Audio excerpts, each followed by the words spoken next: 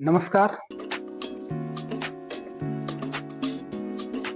जैसा कि आपने बहुत सारे इतिहास, मिथक और धार्मिक ग्रंथों में पढ़ा होगा कि जब युधिष्ठिर महाभारत के समाप्त होने के बाद स्वर्ग की यात्रा पे जा रहे थे तो तमाम सगे संबंधी, नाते, रिश्तेदार एक एक करके उनको पीछे छोड़ते चले जा रहे थे। जैसे जैसे युधिष्ठिर स्वर्ग की यात्रा के करीब जा रहे थे, एक पशु उनके साथ गया था और वह पशु था कुत्ता। हमारी तमाम जो किताबें हैं, धर्म ग्रंथें हैं, ऐतिहासिक मिथक कहानियां हैं, उनमें कुत्तों का मनुष्य के साथ हजारों वर्षों का संबंध दिखाया गया है और कुत्तों को इस रूप में हम पाते हैं जो सबसे आसानी से मनुष्यों के साथ घुल मिल जाता है और बड़े आसानी के साथ जिसे पालतू बनाया जा सकता है, जो मनुष्य की आदतों, उसके स्वभाव, उसकी भाषा तक को समझता है। 2 दिन पहले भारत के सर्वोच्च न्यायालय के 2 जजों ने, जिसमें जेबी पारदीवाला और आर महादेवन ने, एक अप्रत्याशित फैसला दिया। वो फैसला ये है कि उन्होंने 2023 के ABC rule, animal birth control rule को एब्सर्ड बताते हुए कहा कि हालिया कुछ दिनों में न्यूज चैनलों ने, न्यूज अखबारों ने ऐसे दर्दनाक, ऐसे भयावह घटनाओं को रिपोर्ट किया है जिसमें छोटे बच्चे, जिसमें वृद्ध, जिसमें असहाय लोगों को आवारा कुत्तों ने नोच खाया हो। आपने बहुत बार ऐसा भी देखा होगा कि लिफ्ट में कोई व्यक्ति पालतू कुत्ता ले जा रहा है और फिर कुत्ता उसके ऊपर झपट पड़ता है। कई बार ये घटनाएं जानलेवा और भयावह हो जाती है। सुप्रीम कोर्ट ने 28 जुलाई को इन घटनाओं को, जो कि बच्चों, वृद्धों के साथ आवारा कुत्तों ने किया, उसको संज्ञान में लेते हुए एक स्वतः संज्ञान लिया और उसके ऊपर 2 दिन पहले एक फैसला आया। उस फैसले में सुप्रीम कोर्ट ने कहा है कि ऐसे तमाम दिल्ली एनसीआर के कुत्तों को, जो कि आवारा कुत्तों है, उनको 6 से 8 हफ्ते के भीतर उनको उठाकर स्टरलाइजेशन करके, वैक्सीनेशन करके शेल्टर होम्स में डाल दिया जाना चाहिए, क्योंकि ये जो कुत्ते हैं वो दिल्ली के लोगों के लिए, दिल्ली एनसीआर के लोगों के लिए भयावह होते जा रहे हैं। सुप्रीम कोर्ट के इस निर्णय के बाद बहुत प्रकार की बहस चल पड़ी है। लोग, तमाम प्रकार के जो पशु प्रेमी हैं, जो इंसानों को ज्यादा वरीयता देते हैं, इनके बीच में एक डिबेट चल रखा है। सुप्रीम कोर्ट ने यहां तक भी कह दिया कि ऐसे किसी भी संस्थान या ऐसा कोई भी व्यक्ति जो इस फैसले को तामील करने में एजेंसियों को, एमसीडी को, दिल्ली पुलिस को या एनसीआर के अन्य अथॉरिटियों को इसके मार्ग में बाधा बनता है, तो सुप्रीम कोर्ट उसके खिलाफ भी एक्शन लेगा। इस तमाम घटनाओं में 2-3 पहलुओं को हमें विस्तार से समझने की जरूरत है। क्या ये घटना सिर्फ कुत्तों तक की सीमित घटना है या किसी बड़े घटना की छोटी शुरुआत है? इस घटना के पीछे कौन से कानून और कौन से कानूनी पहलू शामिल है? इस घटना का मानवीय और नैतिक पहलू क्या है और इस घटना को लेकर आगे का रास्ता क्या है? इन बिंदुओं को हम एक एक करके विश्लेषण करेंगे। जब सुप्रीम कोर्ट ने फैसला सुनाया तो 2-3 फैसलों का जिक्र हमारे सामने आ जाता है। सुप्रीम कोर्ट ने तात्कालिक रूप से 2023 के एबीसी यानी एनिमल बर्थ कंट्रोल कानून के ऊपर फैसला दिया है। उसने इसको एब्सर्ड बताया है, कहा कि ये प्रक्रिया कि हम, जो कि एबीसी कानून ये कहता है कि अगर आप किसी कुत्ते को कहीं से उठाते हैं स्टरलाइजेशन के लिए, यानी उसको नपुंसक बनाने के लिए कहीं से किसी कुत्ते को उठाया जाता है, तो दोबारा नपुंसक बनाने और वैक्सीनेशन, एंटी रेबीज की वैक्सीन लगाने के बाद उसको उन्हीं जगहों में छोड़ा जाएगा जहां से आपने उठाया था। इसके पीछे का तर्क ये है, क्योंकि डॉग एक टेरिटोरियल एनिमल है, इसका अर्थ ये है कि हर कुत्ते अपनी अपने क्षेत्र निर्धारित करते हैं, उनका अपनी बाउंड्री तय होती है। आपने देखा होगा सामान्य आदतों में भी कि जब एक डॉग दूसरे के टेरिटरी में जाता है तो वो आपस में लड़ना शुरू कर देते हैं।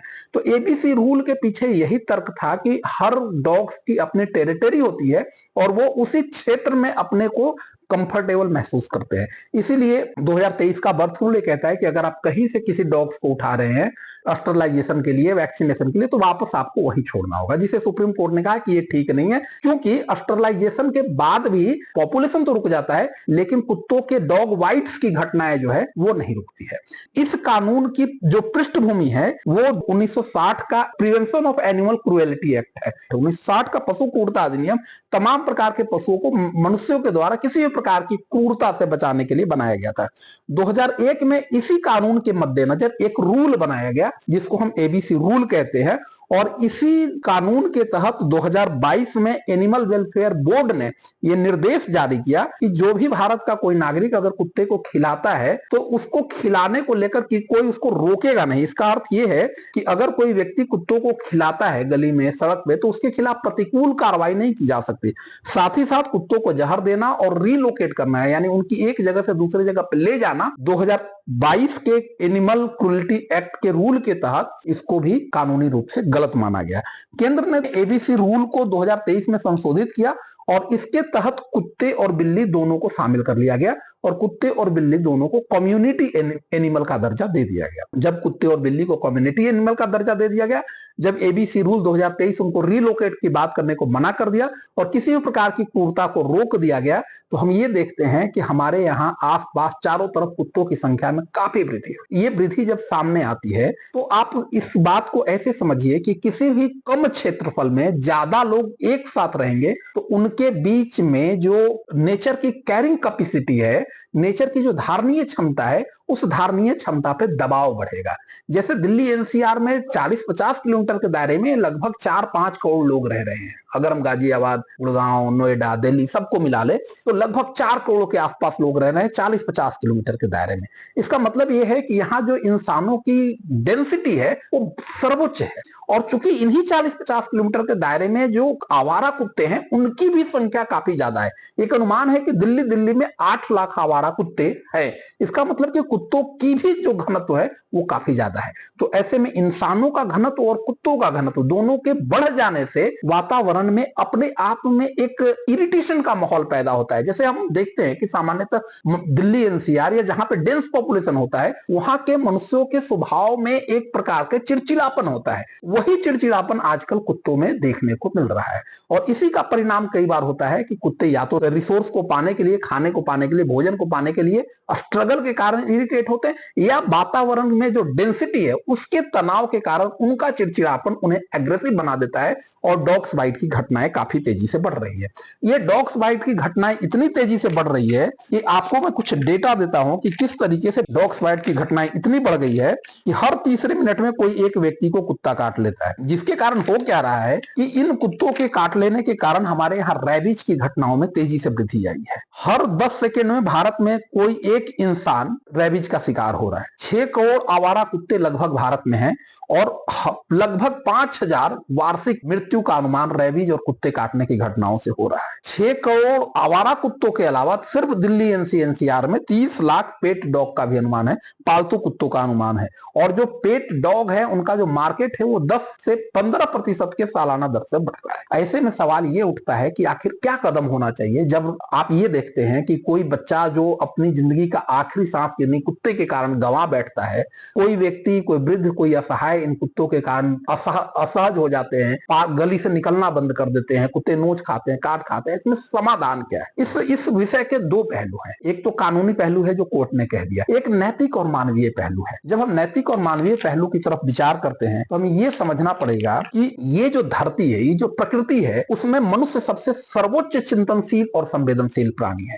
यानी कि हमने अपने आप को सभ्यता के विकास के साथ इस तरीके से इवॉल्व किया है कि हम सबसे ज्यादा सोच पाते हैं और चिंतन कर पाते हैं, लेकिन हमारी चिंतन और सोच का जो पूरा दायरा है वो मनुष्यों तक सिमट के रह गया है। इसके कारण प्रकृति के अन्य अवयव दबाव महसूस कर रहे हैं। आप देख रहे हैं कि क्लाउड बर्स्ट की घटनाएं हो रही। आपने देखा कि उत्तराखंड में किस तरीके से नदी के धार से में कितने लोग बह गए, मलबे में कितने लोग बह गए। इसमें आप नदी या प्रकृति की गलती मानते हैं या उनकी मानते हैं जो नदी के मुहाने पर घर बनाए हुए, नदी के मुहाने पे होटल बनाए हुए, नदी के रास्ते को इंक्रोच करके वहां पे अपना आशियाना बनाते हैं। ठीक उसी तरीके से आप इस समस्या को भी समझिए। क्या प्रकृति का सारा हिस्सा सिर्फ मनुष्यों के लिए है? क्या फूड चेन में डॉग या अन्य प्रकार के पशुओं की उपस्थिति हमारे लिए अनिवार्य नहीं है? अगर हम सारा का सारा स्पेस इंक्रोच करते जाएंगे, जहां आज मनुष्य है वहां कभी पशु हुआ करते थे, जंगल हुआ करता था।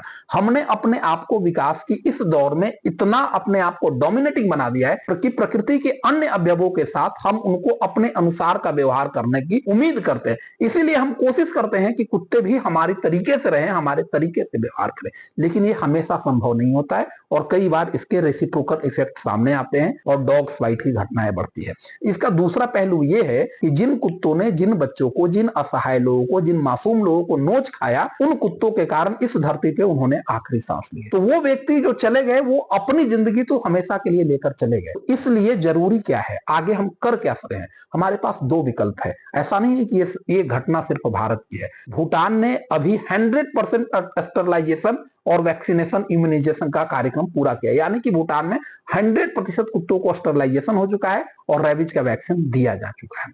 भूटान एक उदाहरण है हमारे पड़ोसी में, और इसका सबसे बढ़िया टेक्स्ट बुक उदाहरण नीदरलैंड है। नीदरलैंड जो कि पहले हॉलैंड था, 18वीं 19वीं शताब्दी में वहां आवारा कुत्तों की संख्या में तेजी से वृद्धि हुई। आवारा कुत्ते फैलते चले गए, चारों तरफ फैलते गए। वहां के अथॉरिटी ने कुत्तों को मारने का प्रोग्राम चलाया, वो भी अनैतिक था। बाद में वहां की अथॉरिटी ने 3 प्रकार के सरल टैक्स लिए। उन्होंने स्टोर से जो कुत्ते पालने के लिए लोग लेते हैं उनके ऊपर हैवी टैक्स लगा दिया।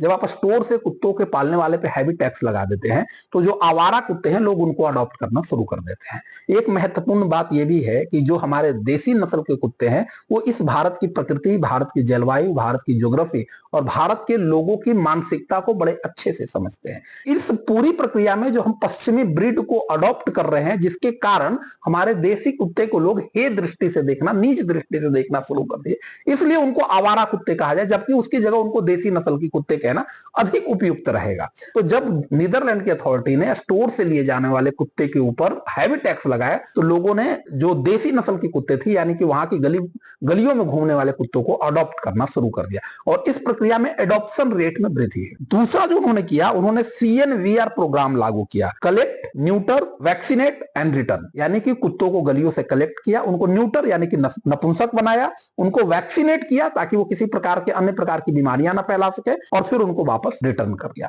प्रशासन ने जो तीसरा काम किया नीदरलैंड में, वो पेट पुलिस फोर्स बनाए। पेट पुलिस फोर्स बनाने से हुआ कि वहां पे पशुओं के प्रति जो क्रूरता की घटनाएं थी वो कम होती चली गई। जो लोग कानून का उल्लंघन कर रहे थे उनके ऊपर हैवी जुर्माना और 3 साल तक की सजा का भी प्रावधान किया गया। इस प्रकार से प्रशासन ने वहां पे आवारा कुत्तों, देसी कुत्तों की समस्या से निपटने में सफलता पाई। भारत के संदर्भ में हमें यह समझना पड़ेगा कि 2 रास्ते, इन रास्तों में एक हमारे लिए जो रास्ता है वो ये है कि चूंकि आप जानते हैं कि तमाम न्यूज़पेपर्स ने रिपोर्ट किया कि दिल्ली के पास न तो शेल्टर गृह है, न तो इतनी बड़ी व्यवस्था है, न स्टरलाइजेशन की इतनी व्यवस्था है। तो एक झटके में 8 लाख कुत्तों को आप कहां ले जाएंगे? इसमें उनके सामने भूख से तड़प तड़प कर मरने की बात होगी। जब उनको एक सीमित दायरे में बंद कर देंगे तो वो अचानक से एग्रेसिव हो जाएंगे, वो आपस में लड़ेंगे, मरेंगे, कटेंगे और उसके तरीके से समाप्त हो जाएंगे।